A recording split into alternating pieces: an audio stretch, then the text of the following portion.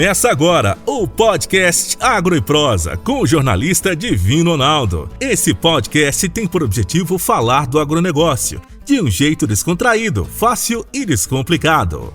Com vocês, Divino Ronaldo e o Agro e Prosa. A minha entrevistada de hoje será Paula Borges Fernandes, que é engenheira e consultora ambiental, pós-graduanda em Direito Ambiental e Agrário e proprietária da PBF Agroambiental. E o tema da nossa entrevista será compensação de reserva legal. Paula, é um prazer ter você aqui. Muito obrigado por aceitar o meu convite. Prazer, Divino. Você é tão jovem, eu achei que ia conversar com uma senhora, com tanto currículo que você tem, com tanta coisa, e de repente me vê uma jovem como esta. Me fala um pouco de você, do seu trabalho e também da PBF Agroambiental. Bom, Divino, nosso trabalho começou em 2020, né? A PBF Agroambiental, ela nasceu em 2020, no município de Cachoeira Alta, extremo sudoeste goiano. Nós somos, sim, uma empresa jovem, né? Atendemos aí o pessoal na área de consultoria ambiental, tratamos a parte de licenciamento ambiental, outorgas de recursos hídricos, temos atingido números bastante consideráveis, assim, de satisfação dos nossos clientes, né, nesses 2 anos aí de atuação no mercado.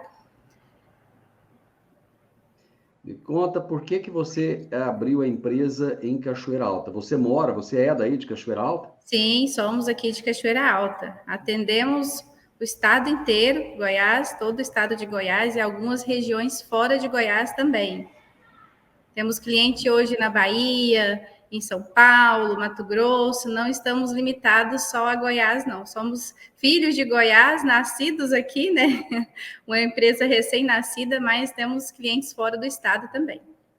Parabéns, parabéns. É muito bom ver pessoas que são aqui do nosso meio, trabalhando fora, fazendo sucesso fora.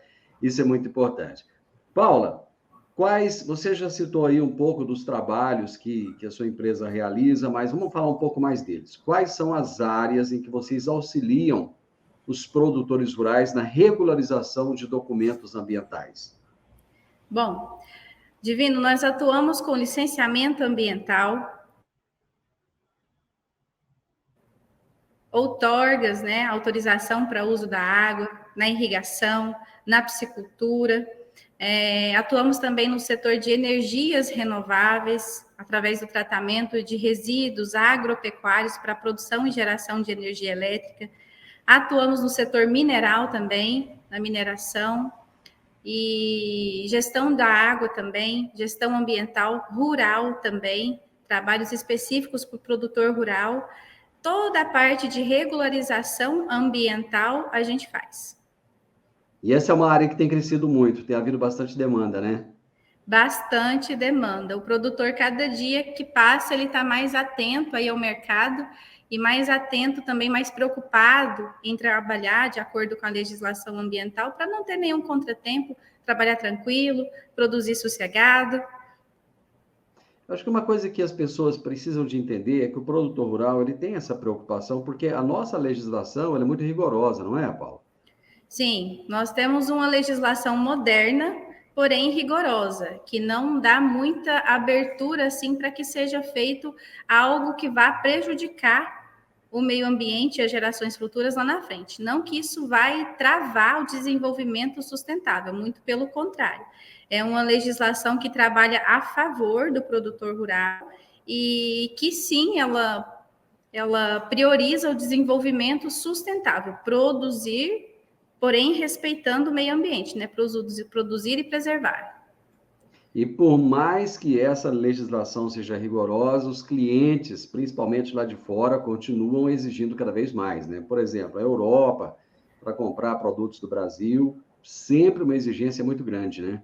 Sim, sim, e agrega valor também lá fora, né? Com certeza absoluta. Bom, mas sobre compensação de reserva legal, que é o nosso tema de hoje, para aqueles produtores que não possuem a reserva em sua propriedade, existe uma solução, Paula? Existe solução, sim. ele pode fazer a compensação dessa reserva. Existem várias maneiras dele compensar essa reserva. Hoje eu vou falar aqui no programa aquelas mais comuns e que têm dado melhores resultados que a gente aplica mais no dia a dia aqui dos nossos clientes, que é a compensação através de aquisição de novas áreas, né, extrapropriedades, e também doação em parques dentro de unidades de conservação. Perfeito. No Brasil, o Código Florestal ele aponta que todo produtor rural deve manter em sua propriedade um percentual de reserva legal que vai variar aí entre 20% até 80%, dependendo do bioma. Eu gostaria que você explicasse por que essa variação de 20% a 80%, é uma variação muito grande. Sim, essa variação, Divino, ela acontece porque cada bioma tem as suas características específicas. Característica de vegetação, característica de fauna, de flora. Por exemplo, aqui em Goiás, no nosso bioma, no Cerrado, é muito comum o fruto do pequi, o pequizeiro, né? Lá em Amazonas já é o açaí. Então, as características são diferentes. Quanto maior a biodiversidade de fauna e de flora, maior será esse percentual cobrado e exigido por lei, né? Então, eles visaram essa diferença de percentual de acordo com a biodiversidade de cada bioma. Tá, então só para que o nosso ouvinte que não é familiarizado com o tema entenda. Aqui nós estamos no bioma cerrado. Cerrado. No bioma cerrado, são 20%, é isso? 20% de reserva legal obrigatório por lei. Então, por exemplo, se a pessoa tem 100 hectares de chão, ele tem que deixar 20 hectares de mata que ele não pode desmatar, ele não pode mexer, é isso? Exatamente, não pode desmatar, reserva é reserva, tem que estar fechada, tem que estar cercada. O gado, por exemplo, no caso de um produtor de leite, o gado não pode entrar ali dentro daquela reserva, né? Não pode ter acesso, mesmo que seja uma passagem, não pode ter acesso, tem que estar cercada e manter esses 20% de acordo com o que é exigido. E de preferência, se tiver uma mina d'água ali dentro, ele cuidar direitinho. Sim, fazer o fechamento ali, o cercamento dessa nascente, né? Isso daí vai gerar benefícios até para ele mesmo lá no futuro. Ele vai ser aquele produtor de água também que tem a nascente reservada e tem mais água na sua fazenda. Não vai correr risco de escassez. É interessante as pessoas entenderem o seguinte, que o produtor é obrigado a deixar essa reserva e ele não recebe por deixar essa reserva, né? Quer dizer, ele não tem um dinheiro que entra por deixar, pelo menos já tem acontecido aí algumas modalidades novas e tal. Mas até então ele sempre teve que deixar esses 20%, mas sem receber nada por isso e ainda tendo que cuidar, né?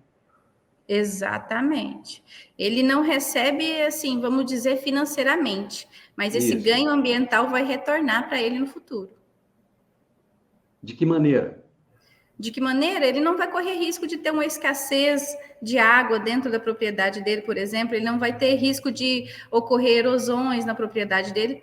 Risco tem também, claro, mas vai ser bem menor do que se ele não tivesse nada, nem 1% de reserva preservada dentro da propriedade dele. Eu estou te instigando a falar um pouco mais sobre isso, exatamente porque as pessoas precisam de entender que o produtor, na sua essência, ele é um preservacionista, né? Preserva muito mais do que nas cidades, né? Porque muitas vezes a gente cobra muito do homem do campo e na cidade a gente não tem aquele cuidado com as nascentes, não tem aquele cuidado com os rios, acaba poluindo muitas vezes os córregos, né? Polui as nascentes e corta as árvores que tem na porta das casas e cobra que o produtor rural preserve lá na fazenda, não é mais ou menos isso? Isso mesmo. Olha que eu não estou querendo colocar a cidade contra o campo, não, hein? De maneira nenhuma, tá bom? Não, imagina, mas é isso mesmo. E o importante de frisar dessa legislação nossa também, Divino, a maioria do pessoal não tinha conhecimento ainda que o Brasil é um dos únicos, é o único país com código florestal, né, com maior área de preservação, um dos maiores do mundo. Nenhum outro país tem essa legislação que a gente tem, que cobra e que exige que tenha, cada propriedade tenha a sua área de reserva. Isso é único aqui do Brasil. Uma coisa que tem acontecido muito, Paula, é a abertura de novas áreas para a agricultura, né? Principalmente em algumas regiões nossas aqui, onde ainda existe aquela criação extensiva de gado, né? Como a terra acabou ficando muito cara, a agricultura está com um custo cada vez maior. O que tem acontecido é que nessas áreas onde tinha apenas gado, está entrando também a agricultura. É o que a gente chama de abertura de novas áreas, né? Se o produtor não tiver essa área de reserva na propriedade para a abertura de novas áreas de cultivo e criação dos bovinos também, como é que ele faz? Se ele não tiver... Se o produtor não tiver essa área de reserva na propriedade para essa abertura de novas áreas, tá? Bom, E para a é criação de aí que bovinos também, entra como a é que ele faz? compensação, né? Ah, tá. É aí que entra a compensação. O que ele pode fazer para regularizar essa falta, esse déficit de reserva? Adquirindo uma nova área fora da fazenda dele para compensar a reserva que ele não tem.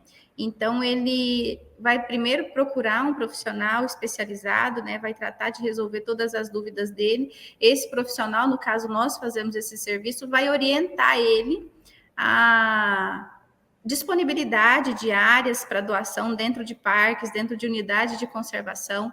Ele vai comprar, ele vai adquirir essa nova área e vai regularizar tudo isso perante o cartório, né? Ele vai sair dali já com o CAR dele retificado, com a certidão nova já inclusa essa área adquirida, já averbada essa nova reserva extra propriedade, para ele não ter nenhum contratempo lá no futuro com o órgão ambiental.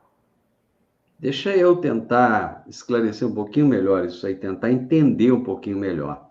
Eu estou, por exemplo, em Rio Verde. Sim. Aqui já é difícil de comprar terra hoje em dia, as terras são muito caras, muito escasso, quase não tem. Então, digamos que eu tenho uma área, né, que eu tinha ali, tenho ainda uma certa pastagem, mas eu quero transformar isso em lavoura, vou colocar meu gado ali num cantinho menor e tal, e eu não tenho condições eu não tenho essa reserva aqui. Eu tenho que comprar no município de Rio Verde mesmo, ou eu posso achar essa área em uma outra localidade. Vou pegar um exemplo aqui aleatório, em Cachoeira Alta, em Caiapônia, e até em regiões onde a terra é um pouco mais barata. É possível ou não? Essa área de compensação ela tem que ficar dentro do meu município. Não especificamente dentro do município. O que vai contar na hora de você fazer a aquisição dessa nova área é o bioma. Você pode sim adquirir essa área em outro local, desde que seja o mesmo bioma. Por exemplo, se eu tenho um déficit de reserva no bioma cerrado, eu preciso compensar no mesmo bioma, no cerrado. Eu não posso adquirir uma área lá do bioma da Amazônia para fazer compensação no bioma cerrado. Então, desde que seja no mesmo bioma, eu posso sim adquirir essa área em uma outra localidade, que não seja especificamente o meu município de localização da propriedade. Mas, por exemplo, o bioma cerrado, ele abrange outros estados, como Minas Gerais. Eu poderia adquirir essa área dentro do bioma cerrado, mas em outro estado, por exemplo, Minas Gerais? Sim.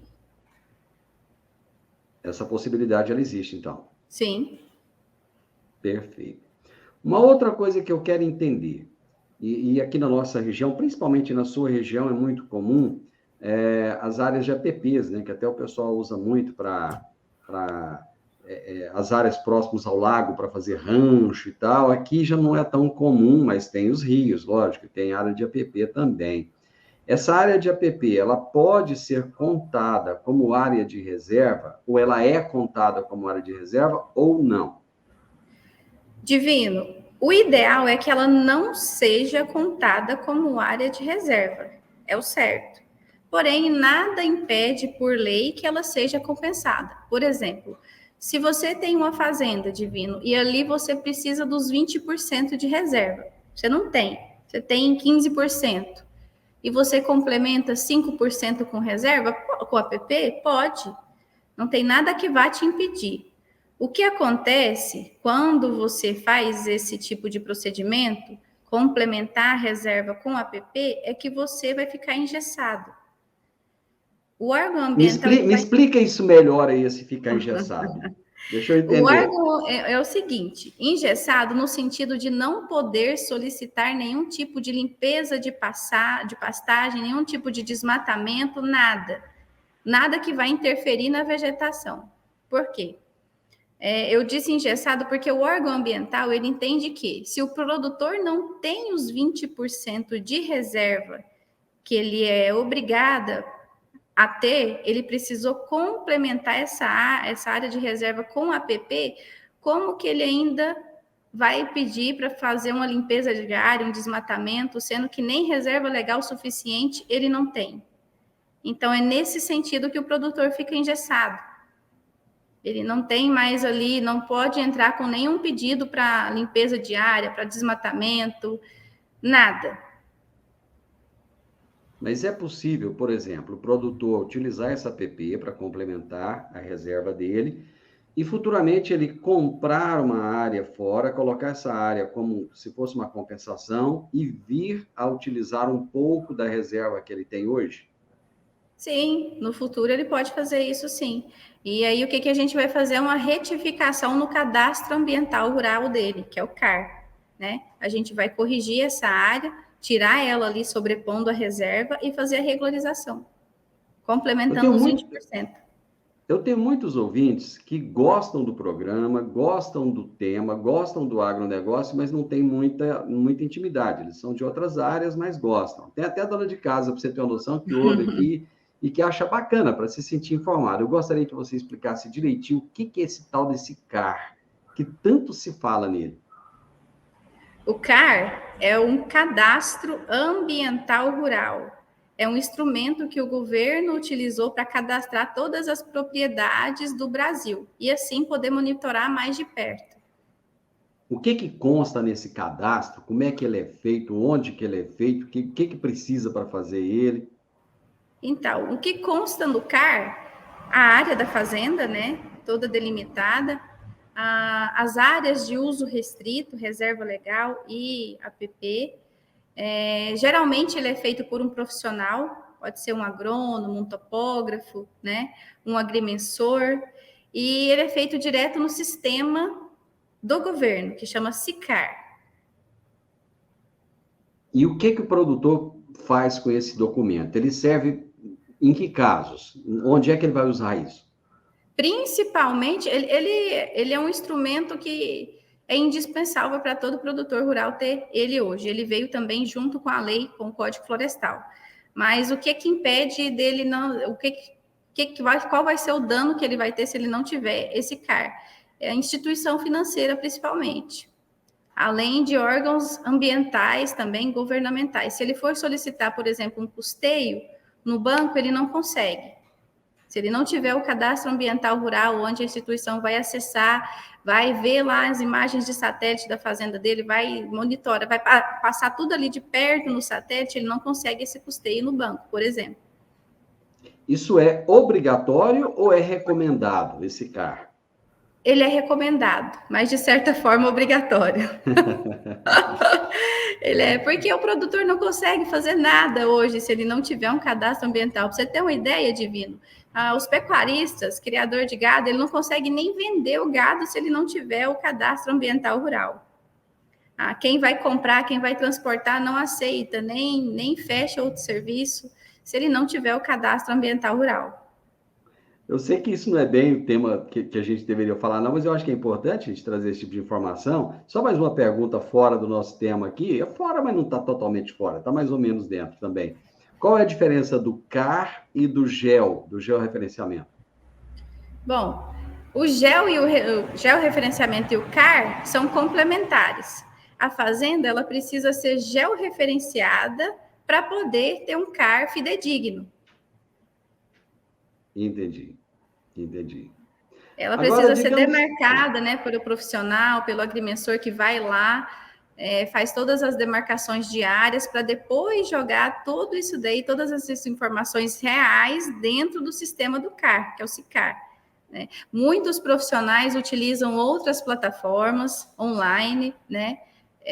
Pode ser feito? Pode, porque é um ato declaratório, na verdade, o CAR. Pode ser feito, mas 70% dos cadastros ambientais rurais feitos em Goiás hoje, eles foram feitos de forma incorreta, justamente por utilizar dessas plataformas online e não ir na fazenda direto ali, né, com o agrimensor, com o topógrafo, medir as áreas e cadastrar lá no sistema do governo valores reais. Né, não pegar só uma imagem de satélite, uma imagem daquele famoso Google lá, né?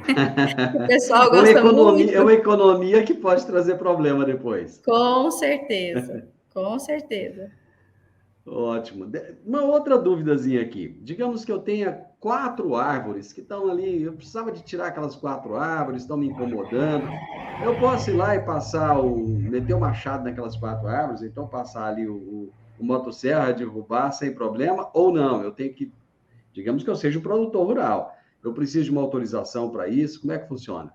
Precisa, o ideal é que você solicite a autorização para o corte de árvores isoladas, assim você vai estar agindo dentro da lei, não corre risco de vir a ser multado, né, por menor que seja essa limpeza que você vai fazer, esse corte que você vai fazer, o ideal é que você esteja regularizado. Muito Principalmente bom. se for comercializar essa madeira. Ah, é? Aí já muda de figura? Como é que é? Como é que funciona? Não é que muda de figura, fica um pouquinho mais, tem um agravante. Vamos dizer Qual que que é o tem um agravante? agravante, né? Que você corta sem autorização e ainda comercializa, você pode ser até multado, né? E, enfim, não vale a pena. É melhor trabalhar regularizado. Por exemplo, se ele for tirar essa madeira da fazenda, ele precisa também de uma autorização? Precisa de uma autorização. Se A ele maioria não do... pegar essa autorização e alguma fiscalização, encontrar esse caminhão com essa madeira, tal, o que acontece com ele? Ele pode ser multado, dependendo do volume, ele pode responder nas 3 esferas, civil, criminal, né, e administrativa também. Dependendo do volume, é claro. Entendi. Dependendo da espécie, né? Se for uma espécie nativa, uma espécie protegida, de repente ele não tem conhecimento que é uma espécie protegida, né? Então é por isso. O que é uma espécie protegida? Em Goiás, por exemplo, o nosso pequizeiro, famoso pequizeiro, é uma espécie protegida. Não pode cortar pé de piqui? Pode, mas desde que você compense. A cada pé de piqui que você derruba, que você corta, você precisa compensar com plantio de 5 novas mudas de piqui. Eita!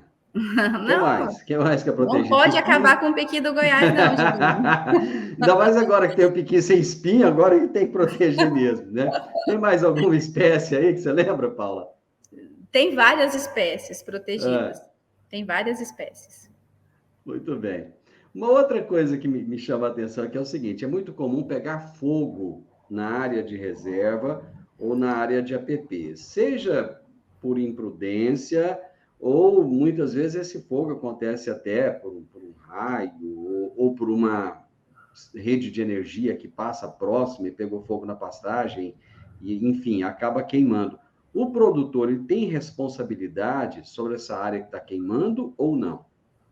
Olha, Divino, se por acaso vir a acontecer uma denúncia e foi comprovado que esse incêndio foi um incêndio criminoso provocado pelo próprio produtor, ele pode sim vir a responder criminalmente.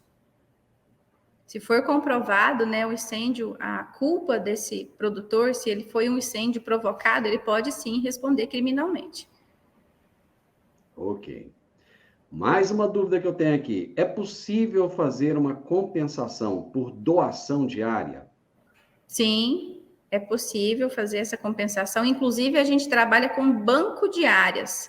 Nós temos um banco de áreas disponíveis para fazer essa doação. Explica para a gente como é que funciona esse banco de áreas. A nossa empresa, a PBF, trabalha em parceria com a Regenera, que é uma empresa especializada em compensação de reserva legal.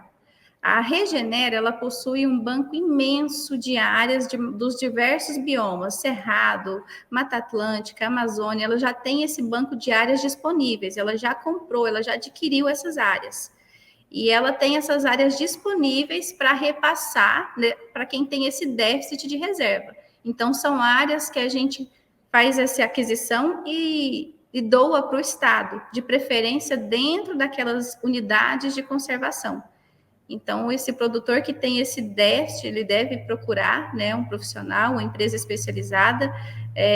Só alertar os ouvintes também que tem muitas empresas hoje, né, que têm promovido golpes em cima disso daí, têm vendido áreas que não existem, né, não existem na titularidade e não existe de fato, né, e muito produtor tem levado golpe dessas empresas que vendem áreas fantasmas, né. O produtor vai ali, ele é iludido com uma oferta de baixo valor, ele vai e fala, não, eu preciso adquirir a reserva, às vezes eu nem vou utilizar mesmo, e o valor está muito em conta, então eu vou adquirir, né? Só que aí quando ele vai regularizar isso daí em cartório, ele vai ver que foi tudo maquiado, é uma documentação falsa, e daí o prejuízo já foi. Como é que o produtor pode fazer para se precaver contra isso? Olha, primeiramente ele precisa pesquisar bastante ali a empresa que ele vai realizar esse serviço, realizar essa compra, pesquisar o histórico dessa empresa, conversar, fazer um contrato, né? O contrato é importantíssimo.